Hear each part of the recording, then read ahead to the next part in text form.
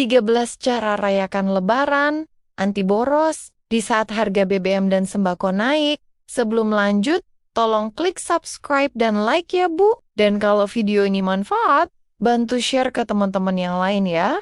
Nah, sekarang kita lanjut. Ketemu lagi nih Bu. Sehat dan gembira terus semua ya. Apa kabar nih dompet?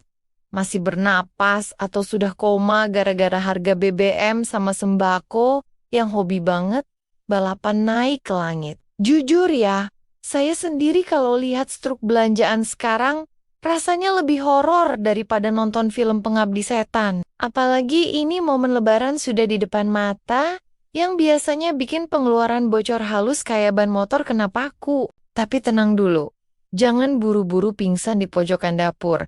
Karena hari ini kita bakal bongkar rahasia dapur, supaya tetap bisa gaya pas Idul Fitri tanpa harus jual ginjal atau gadai sertifikat rumah. Menurut artikel dari salah satu portal berita ekonomi yang saya baca, inflasi tahun ini memang lagi galak-galaknya, menantang mental para emak. Makanya, strategi hemat itu hukumnya wajib ain. Biar kita nggak cuma makan hati saat orang lain makan rendang. Penting banget buat kita sadar, kalau Lebaran itu intinya silaturahmi dan kemenangan hati. Bukan ajang pamer kekayaan yang ujung-ujungnya bikin kita pusing 7 keliling pas masuk bulan Syawal nanti. Cara pertama yang paling sakti adalah buat daftar anggaran yang jujur. Jangan pakai sistem kira-kira. Karena biasanya kira-kira itu berakhir dengan kira-kira habis uangnya tanpa sisa. Kita harus tegas sama diri sendiri. Mana yang kebutuhan primer buat ibadah, dan mana yang cuma sekadar gengsi, biar nggak kalah saing sama tetangga sebelah yang gordennya baru tiap tahun. Cara kedua, coba deh beralih ke belanja grosir bareng geng ibu-ibu komplek. Karena kalau beli partai besar itu, harganya bisa miring banget dibanding beli eceran yang bikin nangis. Bayangkan saja, kalau kita patungan beli minyak goreng atau terigu, selisih 1.000-2.000 rupiah itu, kalau dikumpulin, bisa buat beli lipstik baru, supaya muka nggak pucat pas ketemu ipar. Ketiga, kurangi beli baju baru buat seluruh anggota keluarga. Kalau baju tahun lalu sebenarnya masih bagus, dan cuma dipakai sekali, pas foto keluarga doang. Anak kecil itu cepat gede, mending uangnya ditabung buat biaya sekolah mereka, yang harganya sudah kayak cicilan apartemen di Jakarta. Lanjut ke cara keempat, yaitu bikin kue Lebaran sendiri di rumah. Daripada beli toplesan yang harganya selangit, tapi isinya lebih banyak angin daripada kastengelnya. Selain lebih hemat, bau panggangan kue di rumah itu bikin suasana Lebaran lebih berasa. Dan kita bisa sekalian melatih kesabaran biar nggak gampang marah kalau anak-anak numpahin tepung. Kelima, batasi menu hidangan utama yang terlalu banyak macamnya. Fokus saja pada 1 atau 2 menu andalan yang pasti ludes dimakan tamu. Jangan sampai kita masak 7 rupa, tapi ujung-ujungnya cuma masuk tempat sampah karena basi. Ingat ya, mubazir itu temannya setan.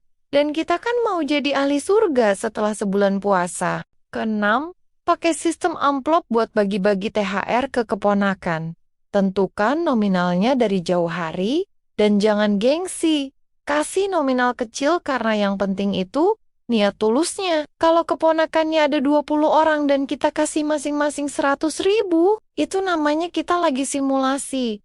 Jadi Bank Dunia bukan lagi berbagi kebahagiaan namanya. Trik ketujuh adalah mencari promo atau diskon belanja di aplikasi online. Sekarang banyak sekali marketplace atau aplikasi belanja yang sering memberikan potongan harga, cashback, gratis ongkir, hingga flash sale. Kalau dimanfaatkan dengan baik, ibu-ibu bisa menghemat cukup banyak uang dari THR yang jumlahnya terbatas. Misalnya untuk membeli kebutuhan dapur, kue Lebaran, atau perlengkapan rumah tangga. Seringkali harganya lebih murah dibandingkan membeli langsung di toko biasa. Tapi yang diingat ya Bu, walaupun banyak promo yang terlihat menggiurkan, tetap harus bisa mengontrol diri. Jangan sampai semua barang dimasukkan ke keranjang hanya karena terlihat murah atau karena sedang lapar mata. Sebelum check out, sebaiknya ibu-ibu cek lagi daftar kebutuhan yang benar-benar penting. Bandingkan harga